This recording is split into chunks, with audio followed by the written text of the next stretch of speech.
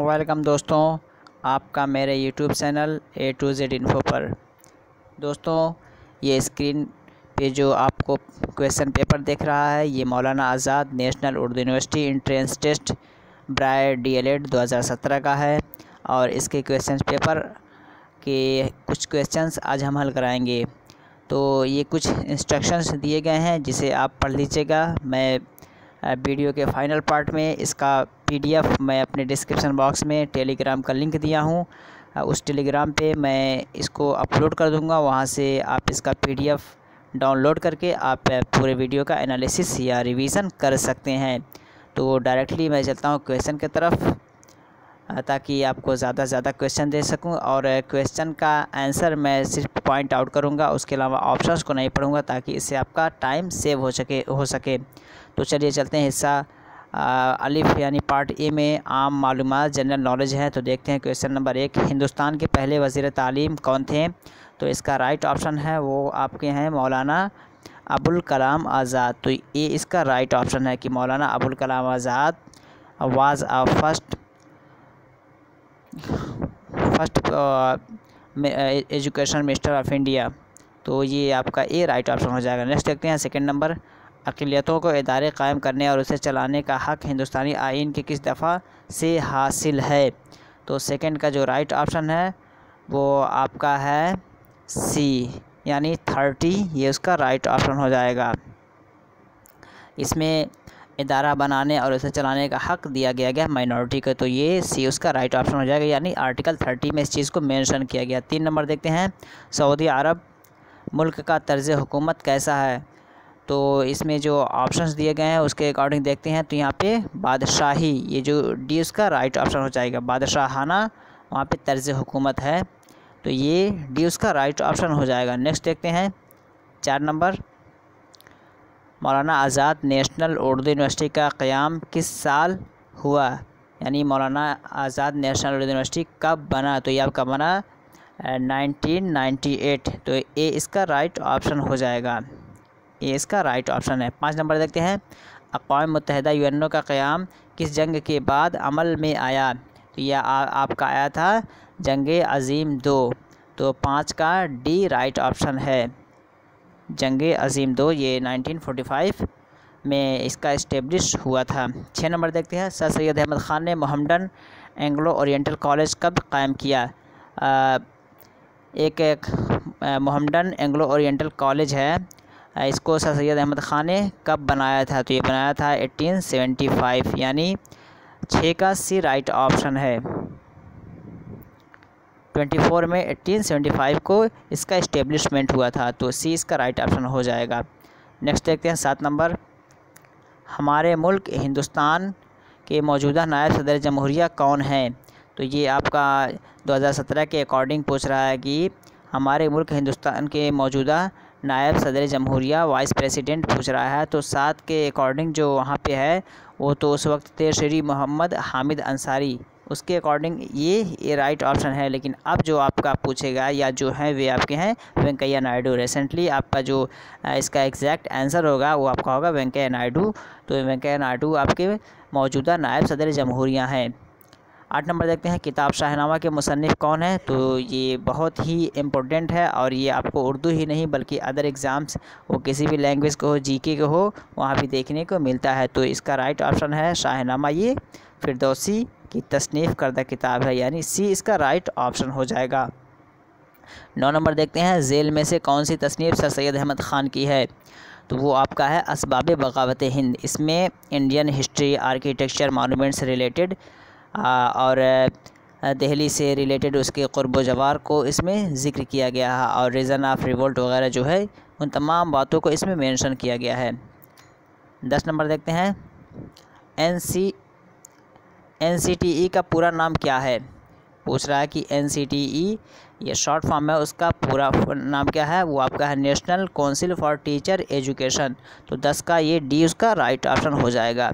और ये B.Ed का हो, या फिर डीएलएड का हो या फिर एमएड का हो, उन तमाम एग्ज़ाम्स में ये देखने को मिलेगा। मेरे बहुत सारे वीडियोस हैं मौलाना आज़ाद से रिलेटेड और ज़्यादातर एग्ज़ाम्स में ये क्वेश्चन देखने को मिला है। उन तमाम वीडियोस को देखिए अगर आप डीएलएड की तैयारी कर रहे हैं तभी वो वीडियोस आपके लिए बेनिफिशियल हैं। नेक्स्ट देखते हैं 11 नंबर,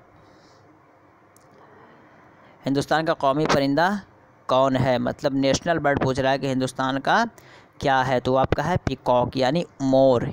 ये उसका राइट ऑप्शन हो जाएगा। 12 नंबर देखते हैं, जेल में से बीमारियों का वह गिरोह चुनिए जो मच्छरों से फैलता है। कह रहा है कि बीमारियों का वो गिरोह या वो ग्रुप सेलेक्ट कीजिए जिसका जो कि मच्छर के काटने से होता है, जो कि काजेज ऑफ मॉस्किटो बनते हैं। तो 12 का जो राइट ऑप्शन है वो आपका है डेंगू, मलेरिया, चिकनगुनिया। ये सारे के सारे आपके मच्छर के काटने से होते हैं, तो 12 का ए राइट ऑप्शन हो जाएगा। 13 नंबर देखते हैं, किस मुल्क के साइंसदानों ने सबसे पहले हाइड्रोजन बम बनाया था? तो सबसे पहले बनाया था आपका अमेरिका। एडवर्ड टेलर ने इसको डिस्कवर किया या बनाया, तो अमेरिका कंट्री जो है सबसे पहले इसको बनाया था। तो 13 का सी राइट ऑप्शन हो जाएगा यानी अमेरिका। 14 नंबर देखते हैं, विटामिन ए की कमी से कौन सी बीमारी होती है?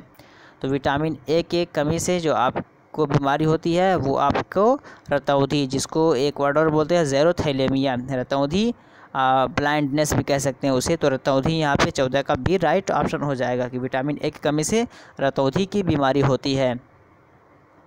15 नंबर देखते हैं, हिंदुस्तान में किसको मिसाइल मैन के नाम से जाना जाता है? क्वेश्चन बहुत इजी लेकिन बार बार देखने को मिलता है और इसमें कन्फ्यूज़न हो जाता है कि इसका आंसर क्या है, लेकिन बहुत ही आसान है। इसका आंसर सही जो है वो आपका है APJ Abdul Kalam, missile man of India APJ Abdul Kalam को कहा जाता है। इसी तरह iron man of India Sardar Vallabh Bhai Patel को कहा जाता है। ये दोनों क्वेश्चन बहुत ही इंपॉर्टेंट है। नेक्स्ट देखते हैं 16 नंबर, अरुणाचल प्रदेश की राजधानी कौन सी है? 16 में कह रहा है कि अरुणाचल प्रदेश की राजधानी कौन सी है, तो वो आपका अरुणाचल प्रदेश की राजधानी जो है वो है ईटानगर यानी सी ये राइट ऑप्शन है। 17 नंबर देखते हैं, दिल्ली का लाल किला किस मुग़ल बादशाह ने बनवाया? कह रहा कि दिल्ली में जो लाल किला है उसको किस बादशाह ने बनवाया? उसको बनवाया शाहजहाँ की बनाई हुई ताजमहल, लाल किला, जामा मस्जिद, ये सारे के सारे उसकी मॉन्यूमेंट्स हैं और शाहजहाँ के ज़रिया बनवाए गए थे। 18 नंबर देखते हैं, जेल में से कौन सा सैयारा सूरज के सबसे नज़दीक है? पूछ रहा है कि कौन सा ऐसा प्लैनेट है जो सूरज से सबसे करीब है, तो आपका वो है मरकरी। ये मरकरी यानी डी उसका राइट ऑप्शन हो जाएगा। सन है, मरकरी, वेनस, अर्थ, मार्स, जुपिटर, सैटर्न, यूरेनस, इस तरह करके सीक्वेंस वाइज है, लेकिन जो जस्ट सूरज के बाद वो आपका मरकरी पड़ता है, सेकंड पे वेनस, थर्ड पे आपका अर्थ पड़ता है। तो यहाँ पे जो पूछ रहा है उसके अकॉर्डिंग आपका डी राइट ऑप्शन है। उतारिद उसको उर्दू में कहते हैं, अंग्रेज़ी में इसको कहते हैं मरकरी। 19 नंबर देखते हैं, राजीव गांधी खेल अवार्ड 2016 में जेल में से किसको दिया गया? 2016 में जो राजीव गांधी खेल अवार्ड हुआ था वो किसको दिया गया था? वो दिया गया था PV सिंधु। तो ये सी उसका राइट ऑप्शन है, PV सिंधु को ये आपका राजीव गांधी खेल अवार्ड 2016 में दिया गया।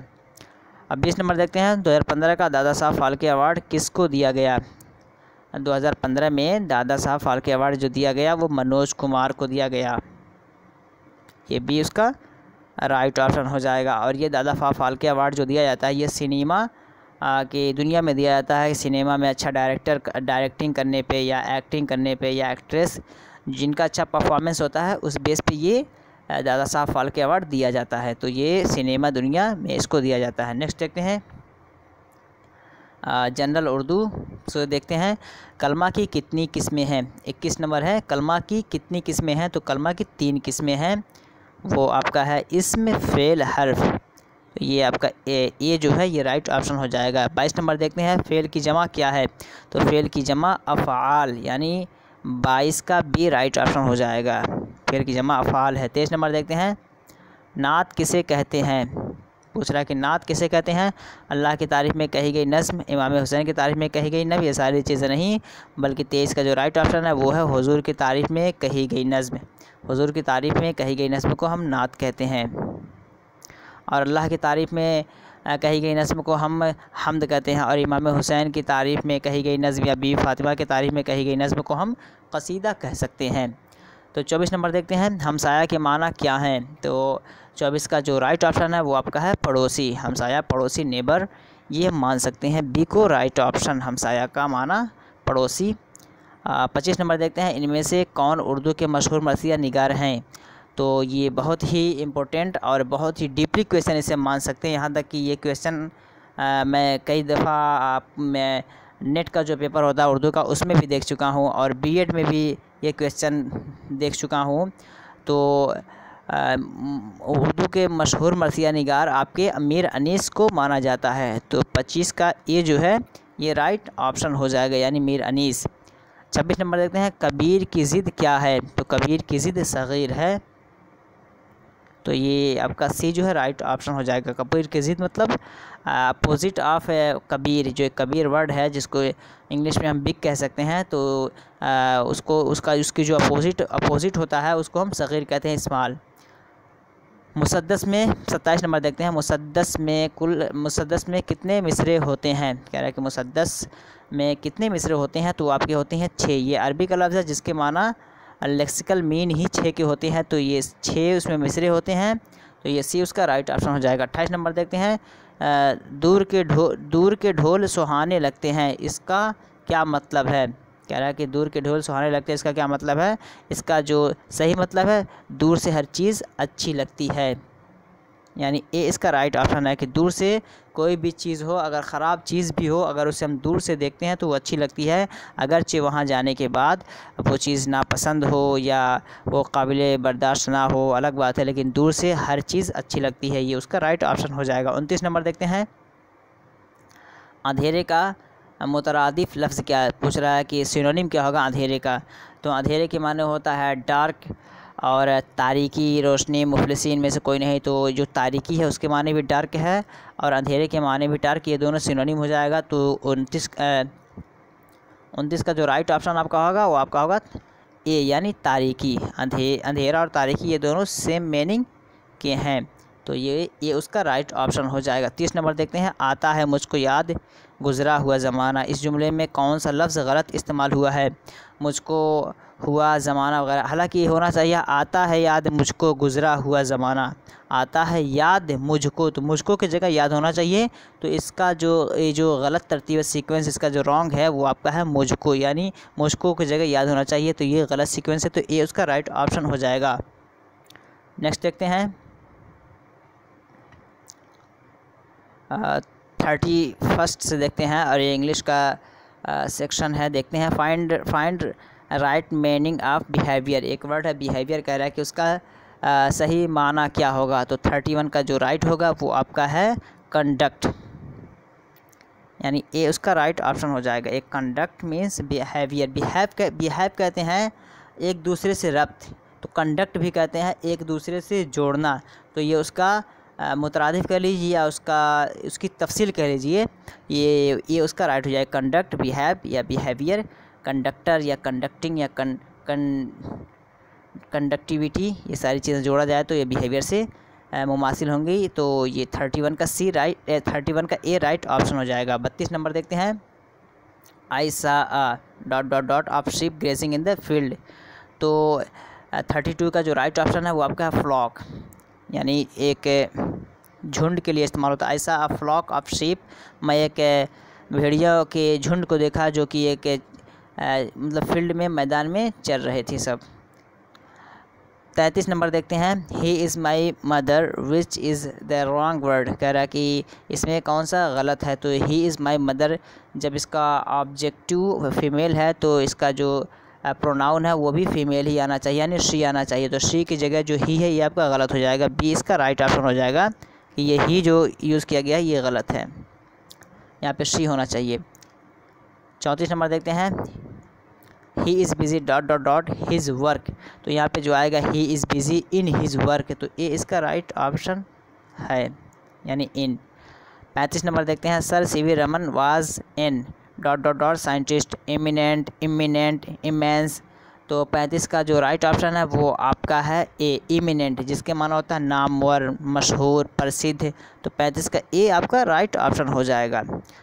Sir CV Raman was an eminent scientist. CV Raman एक प्रसिद्ध या मशहूर साइंटिस्ट थे। 36 नंबर देखते हैं। The opposite of war is, एक वर्ड है वार, उसका अपोजिट क्या होगा, ज़िद क्या होगी उसकी, स्ट्रगल, बैटल, पीस, ट्रंक्विलिटी। तो इसका जो 36 का जो अपोजिट होगा वो आपका होगा सी, यानी पीस। अपोजिट माने झगड़ा, फसाद, दंगा, और पीस अमन व अमान।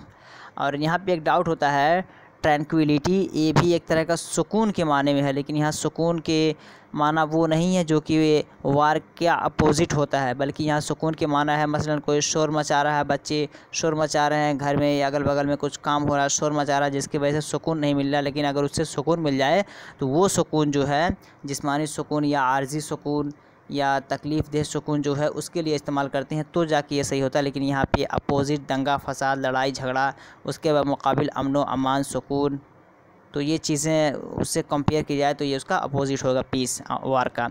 37 नंबर देखते हैं। He has lost dot dot dot all sense of shame and डेसेंसी।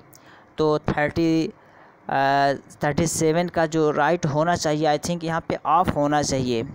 ये ऑफ के थ्रू से हम थोड़ा सा मान सकते हैं, इसलिए कि ही has lost of all sense of shame and decency, कि उसने अपनी तमाम, यूँ कह लीजिए उसने अपनी तमाम हदों को पार कर दिया। यूँ कहिए कि उसने अपने तमाम शर्म और शराफत को फरामोश कर दिया या भूल गया। तो ये ऑफ वहाँ पे सही होना चाहिए। 38 नंबर देखते हैं।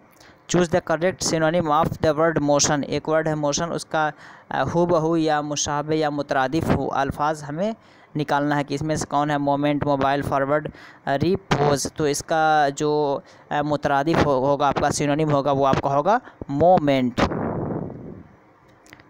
मोशन हरकत करना, मोमेंट एक जगह दूसरी जगह नहीं है, दोनों में मूव करने की शक्ति है या मूव करने का माना पाया जा रहा है। तो 38 का ए राइट ऑप्शन हो जाएगा। नेक्स्ट देखते हैं 39 नंबर। Who discovered America. कह रहा है कि अमेरिका को किसने डिस्कवर किया। Put correct punctuation sign. यहाँ पे अलामत, सही अलामत का इस्तेमाल करना है। तो ये सवालिया जुमला है, यानी इंट्रोगेटिव सेंटेंस है, तो इंट्रोगेटिव सेंटेंस के लास्ट में हमेशा क्वेश्चन मार्क आता है।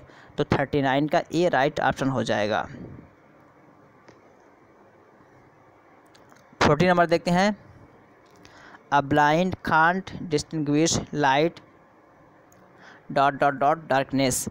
तो मतलब ये कह रहा है कि एक अंधा आदमी रोशनी तारीकी नहीं देख सकता। तो यहाँ डॉट की जगह क्या आना चाहिए। हालांकि सेंटेंस ऐसे होना चाहिए, a blind can not distinguish between the light and darkness, कि एक अंधा आदमी जो है लाइट, रोशनी और तारीकी के दरमियान वो इम्तियाज़ नहीं कर सकता। इस तरह होना चाहिए। लेकिन हालांकि यहाँ दो चीज़ के दरमियान ये तमीज़ पैदा कर रहा है, तो 40 का जो होना चाहिए वो आपका ए होना चाहिए। यहाँ पे अगर सेंटेंस को उस तरह बना रहा है कि दोनों के दरमियान अगर इम्तियाज़ कर रहा है तो ए उसके अकॉर्डिंग ये राइट ऑप्शन होना चाहिए। नेक्स्ट देखते हैं तदरीसी रुझान, टीचिंग एप्टीट्यूड देखते हैं, और ये बहुत ही इम्पोर्टेंट है। इसको यूँ मान के चलिए आपको 90% आपको सही करना चाहिए। इसको 90% अगर आप सही कर रहे हैं, चूँकि इसमें जेके का दखल नहीं होता, इसमें आपके माइंड को चेक किया जाता है कि आपका माइंड कितना पॉजिटिव सोच करता है और कितना क्रिएटिविटी आपके अंदर है कि टीचिंग को लेके। देखते हैं 41 नंबर से। एक मौलिम क्लास में अपने तलबा को अपनी तरफ मुतवज्जा नहीं कर पा रहा है, तब वो कह रहा है कि एक मौलिम है क्लास में, वो बच्चों को कंट्रोल नहीं कर पा रहा, तो क्या करे अपने तलबा की काम। तो 41 का जो ऑप्शन दिया गया है उसके अकॉर्डिंग देखते हैं। तो 41 का जो ए है, अपने तरीक़ा तदरीस की जांच करे और सुधार करे, यानी अपने टीचिंग मेथड को वो टेस्ट करे और उसमें इम्प्रूव करने की कोशिश करे ताकि बच्चे उसकी बात ध्यान से सुने। तो ए उसका राइट ऑप्शन हो जाएगा।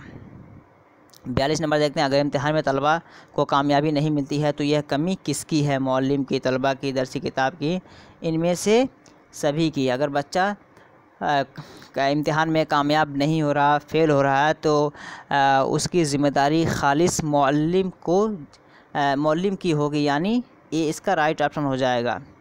इसलिए कि जब बच्चा फेल होता है तो टीचर ही फेल माना जाता है, बच्चा फेल नहीं माना जाता है। इसलिए कि टीचर की जिम्मेदारी है कि बच्चों को पढ़ाए, उसके मेंटालिटी को उसके साइकोलॉजी के जरिए उसके मेंटालिटी की पहचान करे और उसके अकॉर्डिंग उसको तालीम दे। तो ए उसका राइट ऑप्शन हो जाएगा 42 नंबर सवाल का। 43 नंबर देखते हैं।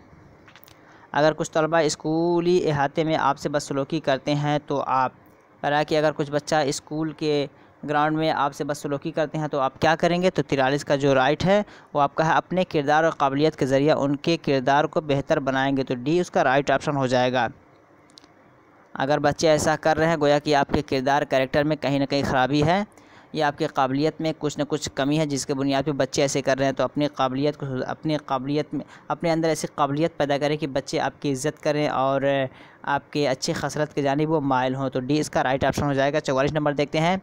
अगर तालिब इल्म के किसी सवाल का जवाब मौल्लिम नहीं दे पा रहा है तब मौल्लिम कह रहा कि अगर बच्चा कोई सवाल कर रहा है लेकिन टीचर को पता नहीं तो मौल्लिम ऐसे हालत में क्या करेगा? ऐसे हालत में मौल्लिम मतलब बी जो है कहेंगे देखने के बाद जवाब देंगे, यानी उस सवाल का सही जवाब जान के तब बताएंगे और यही उसका राइट ऑप्शन है। अगर पता नहीं है तो आप गलत ना बता दें बल्कि उससे कह दें कि हम देख के तब बताएंगे, इसके बारे में अभी कंफर्म मैं मतलब नहीं हूँ, मुझे श्योर नहीं है इसके बारे में। नेक्स्ट देखते हैं 45 नंबर।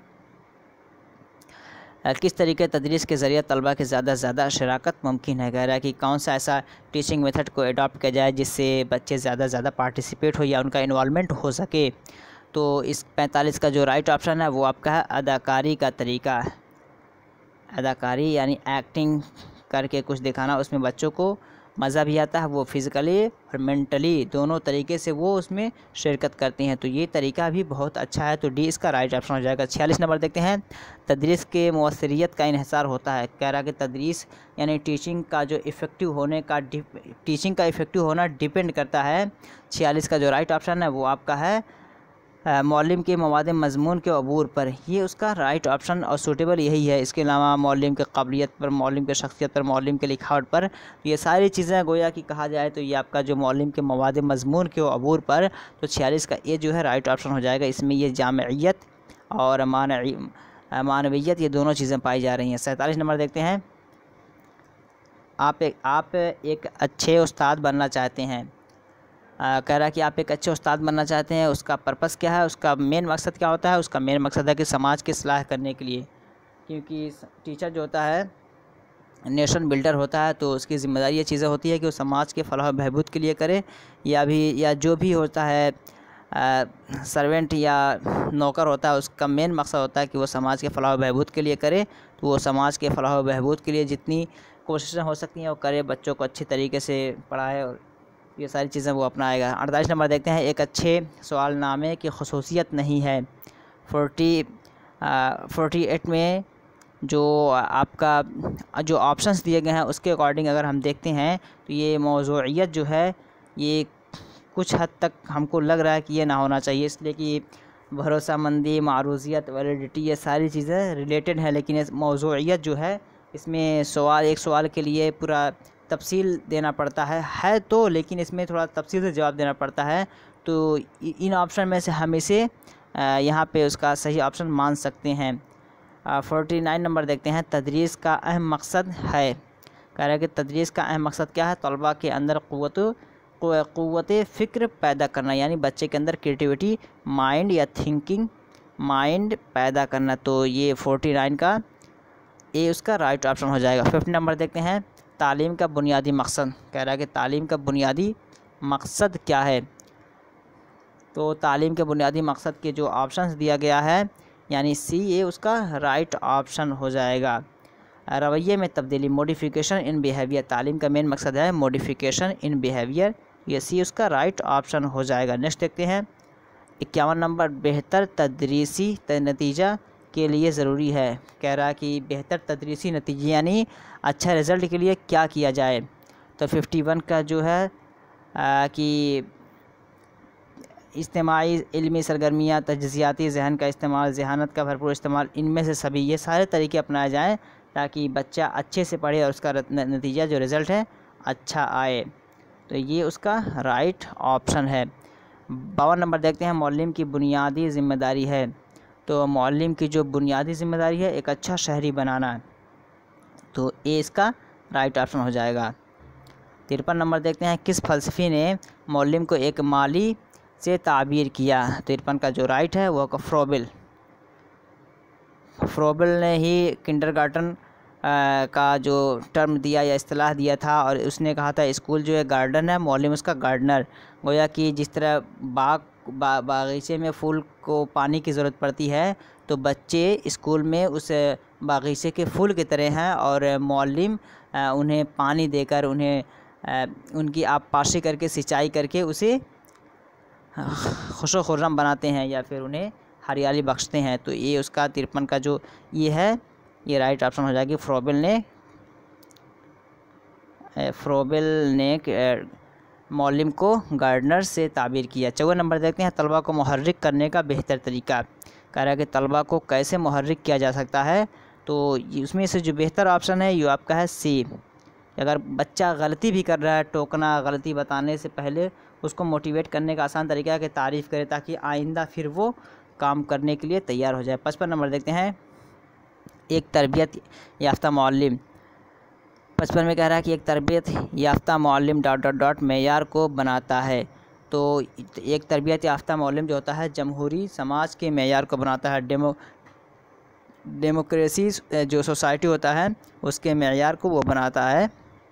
तो 55 का ये भी राइट ऑप्शन है। 56 नंबर देखते हैं, एक अच्छा मौल्लिम फ़ौक़ियत देता है। कह रहा है कि एक अच्छा मौल्लिम किस चीज़ को फ़ौक़ियत देता है, तो वो फ़ौक़ियत देता है तलबा से रब्त। ए जो उसका है ये राइट ऑप्शन हो जाएगा। जिस तरह ए में दिया है वक्त पर निसाब की तकमील, निसाब और हम निसाबी मशगूलियत की तकमील, स्कूल की ज़रूरतों की तकमील, इन तमाम चीज़ों से वो बातें नहीं होंगी जो जितना असर की तलबा से रब्त को अगर वो फ़ौक़ियत दे। क्योंकि अगर तलबा से रब्त हो तो तलबा अपने जो सोच रहा है बच्चा वो अपने टीचर से फ़ेस टू फेस पूछ सकता है और मसाइल का हल निकाल सकता है, इससे तालीम मुअस्सिर होगी। तो 56 का सी जो है ये राइट ऑप्शन है। नेक्स्ट देखते हैं 57 नंबर, माज़ूर और गैर माज़ूर तलबा को एक साथ तालीम फ़राहम करना कहलाता है। तो कह रहा है कि ये डिज़ेबल और नॉन डिज़ेबल जो बच्चे होते हैं उनको मतलब एक साथ तालीम देना, वो किस तरह का तालीम देना कहलाता है, तज्ज़ियाती, समाजियाती और शमूलियाती। तो इसका जो सूटेबल आंसर लग रहा है वो जमहूरी तालीम, डेमोक्रेटिक एजुकेशन जो है उसका ये राइट ऑप्शन लग रहा है यहाँ पे, suitable I think, but I am not sure now about it. Next देखते हैं 58 नंबर, एक अच्छे मौल्लिम को तदरीस के तरीक़े का इल्म ज़रूरी है, क्योंकि कह रहा है कि एक अच्छे मौल्लिम को तदरीस के तरीक़े का इल्म ज़रूरी है, यानी टीचिंग मेथड जो है वो होना ज़रूरी है, क्योंकि उससे तदरीस मुअस्सिर होती है। तो 58 का जो राइट है वो ए है कि उससे तदरीस मुअस्सिर होती है, कि अगर टीचर पढ़ाने के तरीके को जाने तभी वो अच्छे तरीके से पढ़ा सकते हैं और बच्चे की मेंटालिटी को समझ सकते हैं। 59 नंबर देखते हैं, तलबा मौल्लिम को सबसे ज़्यादा इज़्ज़त व एहतराम करेंगे जब। तो 59 का जो राइट ऑप्शन है वो आपका वो तलबा के साथ दोस्ताना सलूक करें, जब टीचर बच्चों से दोस्ताना या फ्रेंडशिप या काइंडनेस की तरह बिहेव करेंगे, तभी जाके वो उससे टीचर की बच्चे एहतराम करेंगे। तो 59 का डी राइट ऑप्शन हो जाएगा। नेक्स्ट देखते हैं 60 नंबर, और ये आज का आखिरी होगा कि डाइट मुखफ़फ़ है, यूँ कह लीजिए कि डाइट का एब्रीवेशन क्या है। तो डाइट का एब्रीवेशन 60 का बी राइट ऑप्शन हो जाएगा। District institute of education and training, ये डिस्ट्रिक्ट लेवल का होता है, एक डिस्ट्रिक्ट लेवल का होता है, एक स्टेट लेवल का और एक सेंट्रल लेवल का। तो ये डाइट का जो है ये डिस्ट्रिक्ट लेवल का institute of education and training होता है। दोस्तों ये DLED 2017 के क्वेश्चन पेपर 60 क्वेश्चंस आपके बीच हाजिर हैं, और फर्दर प्रैक्टिस के लिए आप मेरे यूट्यूब चैनल के डिस्क्रिप्शन बॉक्स में जाके वहाँ पे लिंक है, या डायरेक्टली मेरे चैनल के प्लेलिस्ट पे जाके वहाँ से आप मानू से रिलेटेड सारे वीडियोस को देख लीजिए, उससे आपको बहुत हेल्प मिलेगा। जनरल नॉलेज और दीगर एग्ज़ाम्स के क्वेश्चंस वहाँ पे अवेलेबल हैं, उन तमाम क्वेश्चंस को आप देख लीजिए। या इसके अलावा आप जामिया का फॉर्म डाले हैं, या फिर अलीगढ़ का फॉर्म डालें, उन तमाम के कोर्सेज़ के वीडियोस पड़े हुए हैं, वहाँ देख के वहाँ से आप आइडिया ले सकते हैं। और सेकंड पार्ट फाइनल करने के बाद इसका PDF मैं डिस्क्रिप्शन बॉक्स में टेलीग्राम का लिंक दिया हूँ, वहाँ डाल दूँगा। टेलीग्राम से ज्वाइन होकर आप उसे एक्सेस कर सकते हैं। मेरे टेलीग्राम पे भी बहुत सारे वीडियोज़ या PDF पड़े हुए हैं, जिसे पढ़ के आप रिवीजन कर सकते हैं और अपनी तैयारी अच्छी से अच्छी बना सकते हैं। चलिए फिर मिलते हैं फिर मौलाना आज़ाद के इस DLED 2017 के आखिरी और फाइनल पार्ट के साथ। तब तक के लिए हैव अ नाइस डे।